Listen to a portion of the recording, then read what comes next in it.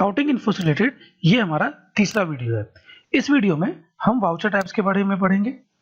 अभी तक हमने अकाउंट्स इन्फो में दो चीजों के बारे में पहले जान लिया है, ग्रुप्स एंड देन लेजर्स। आज हम पढ़ेंगे वाउचर टाइप्स में। यहाँ हम सबसे पहले समझते हैं कि वाउचर किसको कहते हैं। वाउचर क्या होता है? वाउचर बेसिकली एक रिटन प्रूफ होता है किसी भी ट्रांजेक्शन का। जैसे कि आपने अगर इंस्टीट्यूट में फी पे की तो आप उसके लिए एक रसीद लेते हो, तो ये रसीद क्या है? वह एक प्रूफ है कि आपने उसे पैसा दिया है, और इंस्टीट्यूट के लिए भी वह एक प्रूफ है कि हाँ मैंने आपसे पैसा लिया है। इसी तरह से आप कहीं से कुछ माल खरीदते हैं, तो माल खरीदने के बाद आप उससे बिल लेते हैं। इसका ये प्रूफ है कि ये माल हमने आप ही से खरीदा है, और उसके पास भी ये प्रूफ है कि हमने ये माल आपको बेचा है। तो अकाउंटिंग जो है वो बेसिकली हर चीज की प्रूफ रखने का ही काम है। अकाउंट्स में यूजेज के हिसाब से अलग अलग वाउचर्स होते हैं। अगर आप अकाउंटिंग वाउचर्स में जाते हैं तो आप देख सकते हैं कि यहाँ लिस्ट ऑफ वाउचर्स दिए गए हैं, जिन सब का प्रयोग अलग अलग होता है, जिनके बारे में हम आगे जानेंगे। इसी तरह से स्टॉक से रिलेटेड, इन्वेंट्री से रिलेटेड भी काफी सारे वाउचर्स होते हैं जो कि यहाँ पर दिए गए हैं। जब आप आगे एडवांस टैली पढ़ेंगे तो आप ऑर्डर वाउचर्स के बारे में पढ़ेंगे, जो कि इसके नीचे आपको दिखाई पड़ेंगे। अकाउंट्स इन्फो के इस तीसरे वीडियो में हम वाउचर टाइप्स के बारे में जानेंगे। वाउचर टाइप्स में जाने पर अगर आप इसमें अल्टर में जाते हैं तो आप देख सकते हैं कि बाय डिफॉल्ट इसमें काफी सारे वाउचर्स ऑलरेडी बने हैं, जैसे कि Contra, credit note, debit note से लेकर स्टॉक जर्नल तक सारे वाउचर्स बने हुए हैं। तो आखिर वाउचर टाइप्स में हम न्यू वाउचर्स क्रिएट क्यों करेंगे? न्यू वाउचर्स क्रिएट करने का जो रीजन होता है, आपका मान लीजिए इंस्टीट्यूट है और उसमें आपके पास जो है रिसिप्ट के 3 काउंटर्स हैं। इन सब पर जो है रिसिप्ट ली जाती है फी की, और उनको जो है टैली में एंट्री भी किया जाता है। तो इसी तरह से हम इसको समझ लेते हैं। एक है रिसिप्ट काउंटर 1, दूसरा है रिसिप्ट काउंटर 2 एंड तीसरा है हमारा रिसिप्ट काउंटर 3। अगर हम यहाँ पर देखें तो हर काउंटर के लिए हमारे पास एक रिसिप्ट वाउचर होगा। आप जब फी पे करते हैं तो आप रिसिप्ट वाउचर लेते हैं ना, तो सबके पास एक रिसिप्ट वाउचर होगा, और उस वाउचर का में सब में 1 number, 2 number, 3 number, 4 number, 5 number, 6 number जो है इस तरह से रहेगा। इसी तरह से कंटिन्यू रहेगा। सिमिलरली यही चीज काउंटर नंबर 3 के साथ भी होगी। यहाँ भी सारे नंबर इसी तरह से रहेंगे। सो अगर इनको टैली में एंट्री की जाए, अगर हम इसकी टैली में एंट्री करें, टैली में अगर आप जाते हैं तो यहाँ पर एक ही रिसिप्ट वाउचर है। अब इस रिसिप्ट वाउचर में हम तीनों में से किसकी एंट्री करें? अगर हमने काउंटर 1 की एंट्री इसमें कर दी तो फिर काउंटर 2 का जो रिसिप्ट नंबर 1 है वो कहाँ जाएगा, या काउंटर 3 का रिसिप्ट नंबर 1 कहाँ जाएगा? और हम ये भी पता नहीं लगा सकेंगे कि किसने ये एंट्री करी। इससे बेहतर है कि हम अकाउंट्स इन्फो में आए, वाउचर टाइप्स में आए, क्रिएट में आए, और यहाँ पर इनसे नाम से हम वाउचर्स क्रिएट कर लें। चूंकि ये रिसिप्ट से रिलेटेड है तो हम लिस्ट से यहाँ पे रिसिप्ट वाउचर लेंगे, हम लेंगे ऑटोमेटिक, एक बार ऐसे ले लेते हैं और इसे एक्सेप्ट करते हैं। अब अगर हम चलिए एक और इसको बना ही लेते हैं, रिसिप्ट काउंटर 2 और एक्सेप्ट। अब ऐसे में अगर हम रिसिप्ट वाउचर में जाएंगे तो जो काउंटर नंबर 1 होगा उसको ये अलग वाउचर्स देगा, काउंटर नंबर 2 को अलग वाउचर्स देगा। तो जिसकी एंट्री है वो अपने वाउचर में वो एंट्री कर सकता है, और सबका नंबर भी सही तरीके से मैनेज हो पाएगा। यही कारण है कि हम अकाउंटिंग वाउचर्स को यूज करते हैं। अगर आप लिस्ट में देखो तो आपके पास ये बना हुआ है, हम इसे डिलीट भी कर सकते हैं। जैसा कि मैंने आपको पहले ही बताया था, डिलीट करने के लिए अल्टर में जाना होता है, और अगर आपने उस मास्टर को यूज नहीं किया है तभी वो डिलीट हो पाएगा। जैसे कि अगर हम रिसिप्ट वाउचर को अगर हम यूज कर लेते हैं, और अगर अब हम इसे डिलीट करने की कोशिश करें तो ये डिलीट नहीं हो रहा। आप देख रहे हैं बीप बीप का साउंड आ रहा है, ये डिलीट नहीं हो रहा। इसके लिए सबसे पहले आपको इस एंट्री को डिलीट करना होगा, देन आप चाहे तो एक बार कोशिश करके देख सकते हैं।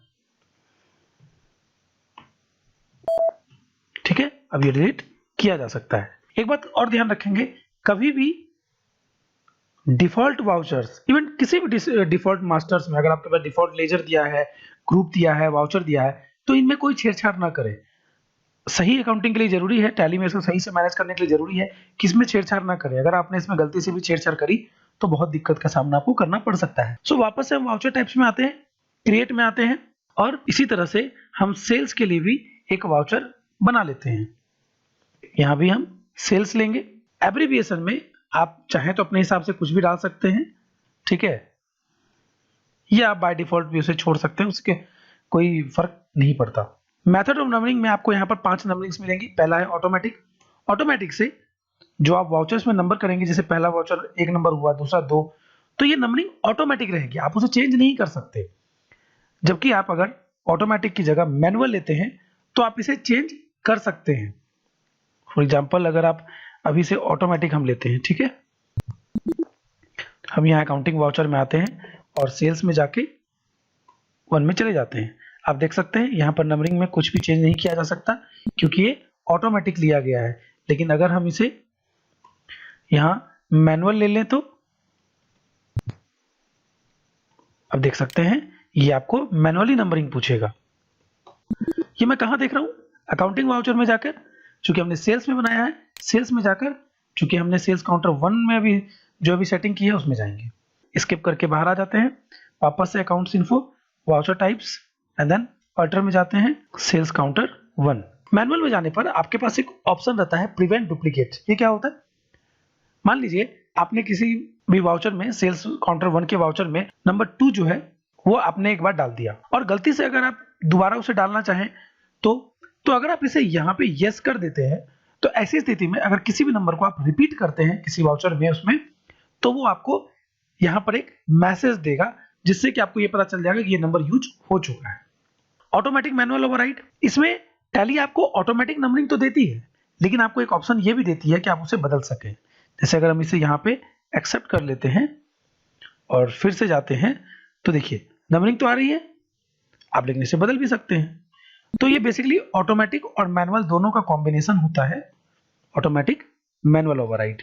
नन, इसका यूज करने से टैली आपसे किसी भी प्रकार के वाउचर नंबरिंग के बारे में नहीं पूछेगी जो कि ऑथेंटिकेटेड नहीं है, सो इसका प्रयोग बिल्कुल ही नहीं करना चाहिए। अब है अलाउ नरेशन इन वाउचर्स, हमने यहाँ पे यस रखा है तो यहाँ पे आपको नरेशन का ऑप्शन पूछ रहा है, लेकिन जैसे ही हम इसे हटा दें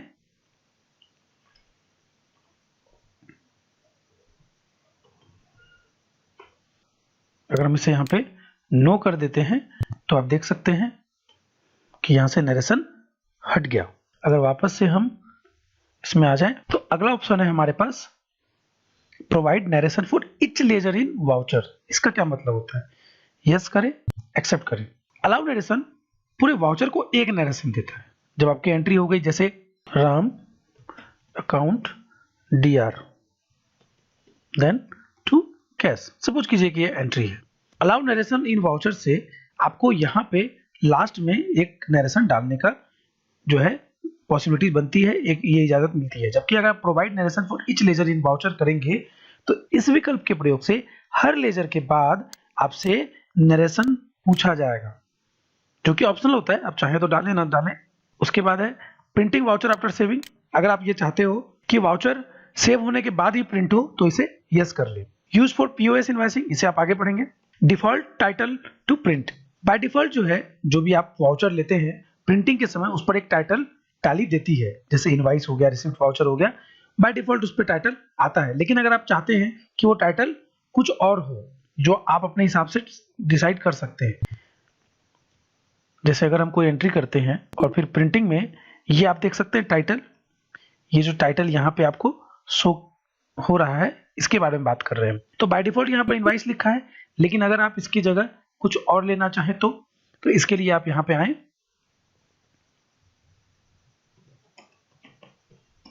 और इसे एक्सेप्ट कर ले। फिर से अगर अभी हम इसे प्रिंट करते हैं तो आप देख सकते हैं यहाँ पे टैक्स इनवाइस लिखा हुआ है। डिफॉल्ट बैंक, इसके प्रयोग से आप वाउचर प्रिंटिंग के समय अपनी बैंकिंग डिटेल्स डाल सकते हैं। इसके लिए पहले तो आपको एक बैंक लेजर क्रिएट करना पड़ेगा।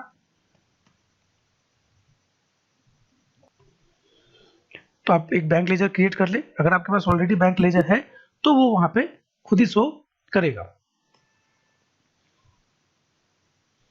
आप देख सकते हैं यहाँ पर ICICI बैंक आ रहा है। अगर आपने पहले ही कोई लेजर क्रिएट किया हुआ होता तो वो भी यहाँ पे लिस्ट में दिखाता, तो हम इसे चुन सकते हैं। डिफॉल्ट जुरिसडिक्शन, अक्सर आपने इनवाइसेज या डॉक्यूमेंट्स के नीचे देखा होगा सब्जेक्ट टू रायपुर जुरिसडिक्शन या रायपुर न्यायालय के अधीन या मुंबई न्यायालय के अधीन। तो आप अगर ये चाहते हैं कि आपके वाउचर में के नीचे लिखा रहे कि सब्जेक्ट टू रायपुर जुरिसडिक्शन, तो हम यहाँ पे सिर्फ रायपुर लिखेंगे, बाकी काम टैली खुद कर लेंगे। आप इसे भी देख सकते हैं। अगर हम इसे प्रिंट करते हैं तो ये हमने सिर्फ रायपुर लिखा, बाकी चीजें टैली ने यहाँ पे खुद जोड़ ली।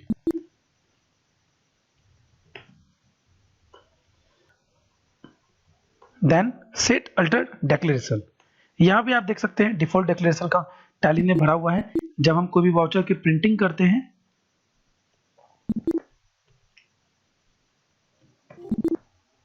तो यहां पर एक डिक्लेरेशन भरा होता है, इसी डिक्लेरेशन को आप वहां से चेंज कर सकते हैं।